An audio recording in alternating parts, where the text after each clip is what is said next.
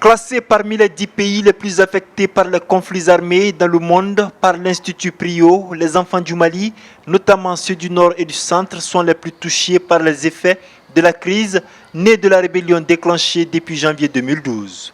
Fatmetita, une rescapée, n'a pas totalement oublié.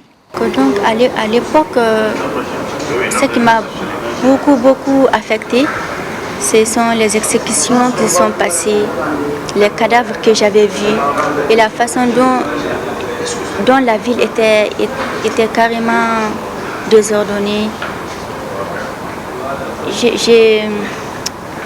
C'est comme si j'ai vu quelque chose dont je n'avais pas l'habitude de voir.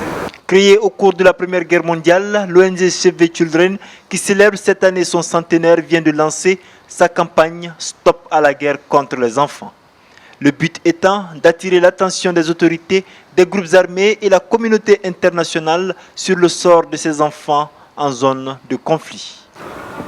Nous voulons attirer l'attention du gouvernement malien, des différents parties prenantes au conflit malien, de faire en sorte que ces populations qui sont prises dans ce conflit, et particulièrement les enfants, puissent jouir de leurs droits à une enfance normale. Une initiative saluée par les enfants du Mali pour qui cette initiative va permettre de soulager nombre d'entre eux.